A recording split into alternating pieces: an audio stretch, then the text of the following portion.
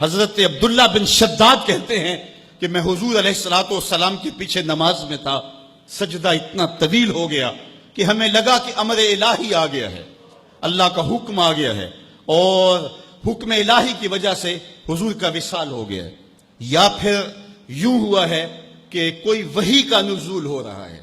کہتے ہیں میں نے تھوڑا سا سر اٹھا کے دیکھا تو کیا منظر دیکھتا ہوں کہ حسین ابن علی حضور کی پشت پہ بیٹھے اور میرے آقا سجدے کو طول دے رہے ہیں۔ خیر سلام پھرا تو میں نے تو یہ منظر دیکھ لیا تھا، باقی لوگ انہوں نے حضور کی خدمت میں عرض کی ہمارے ماں باپ آپ پہ قرباں ہوں حضور، ہمیں یہ لگا کہ جیسے آپ پر امر الہی آ گیا ہے یا پھر آپ پر وحی کا نزول ہو رہا ہے۔ تو آقا کریم نے ارشاد فرمایا کہ میری پشت پہ میرا شہزادہ بیٹھا تھا۔ اللہ اکبر، حضور حسین ابن علی کے لیے سجدے کو طول دے رہے ہیں۔ آج اگر سجدے کو طول دیا ہے تو کل ایک لمبا سجدہ پھر حسین نے بھی کیا اور اس سجدے کی لاج نبھائی۔ آپ جانتے ہیں جب حضرت امام حسین کا سر انور دست قاتل نے کاٹا تو اس وقت سر کہاں تھا؟ سجدے میں جھکا ہوا تھا۔ اللہ اکبر، سجدے میں سر انور تن نور سے جدا کیا گیا۔ اللہ اکبر۔ حضرت نبی رحمت عرفات کے میدان میں کھڑے ہیں تو کسی نے آ کے کہا اے اللہ کے محبوب، فلاں شخص فلاں آدمی لبیک لبیک پکارتا ہوا حج کرنے آ رہا تھا، اونٹ سے گرا ہے، گردن کی ہڈی ٹوٹ گئی، موت واقع ہو گئی ہے، کیا حکم ہے؟ فرمایا اسے احرام میں ہی کفن دیا جائے، جنازہ پڑھو اور اس کی تدفین کر دو۔ اور پھر ارشاد فرمایا کل قیامت کے دن جب قبر سے اٹھایا جائے گا ملبین، اس کے لبوں پہ لبیک اللہم لبیک کی صدائیں ہوں گی، یہ تلبیہ پڑھتا ہوا اٹھے گا، کیونکہ جس حالت میں موت آتی ہے اسی حالت کے اندر وہ اٹھایا جاتا ہے۔ تو یہ حضور کا فرمان سامنے رکھنے کے بعد ذرا میرے جملوں کی طرف غور کیجئے۔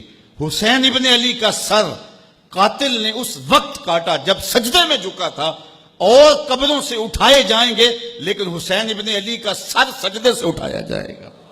تو حسین تو آج بھی سجدے میں ہے۔ اتنا طویل سجدہ کسی نے نہیں کیا جو حسین ابن علی نے کیا۔ سر سجدے میں جھکا کے کہہ رہے ہیں مالک حسین کی قربانیاں قبول کر لے۔ آپ کو وہ منظر بھی یاد ہوگا جب فرشتوں نے کہا تھا مالک حضرت انسان کو اپنا خلیفہ بنا رہے، تیری تسبیح تو ہم بولتے ہیں، سجدے تو ہم کرتے ہیں، قیام اور رکوع تو ہم کرتے ہیں، اور یہ انسان تو دھینگا مشتی شر اور فساد کرے گا، تو حضرت انسان کو اپنا نائب بنا رہا ہے۔ جواب آیا تھا انی اعلم ما لا تعلمون، فرشتوں جو میں جانتا ہوں وہ تم نہیں جانتے۔ تمہاری نظر عناصر اربعہ پہ ہے اور اس کا جو نتیجہ نکلنے والا ہے تم اس پہ نگاہیں جمائے ہوئے ہو۔ آگ، ہوا، مٹی، پانی، ان چاروں کا مجموعہ فساد نہیں کرے گا تو اور کیا ہوگا، شر نہیں کرے گا تو اور کیا ہوگا۔ لیکن تمہیں یہ نہیں پتا کہ اگر اس عناصر اربعہ میں محمد عربی کا لعاب مل جائے تو پھر حسین بنتا ہے، اور تم کہتے ہیں سجدے ہم کریں گے، رکوع ہم کریں گے۔ کربلا کے دن رب نے فرشتوں سے کہا ہوگا ذرا جھانک کر کے حسین کے سجدے کی باقی ادا کو تو دیکھو، اور لاؤ سارے سجدے اور حسین ابن علی کے سجدے کو دیکھو۔ سرخروئی کی وہ انوکھی اور البیلی داستان رقم کر کے دنیا والوں کو بتایا کہ سجدے کے یہ بھی انداز ہوتے ہیں، سجدے کا یہ بھی رنگ ہوتا ہے۔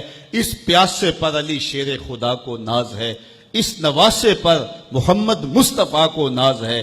اوروں نے بھی سجدے کیے پر اس کا عجب انداز ہے، اس نے وہ سجدہ کیا جس پر خدا کو ناز۔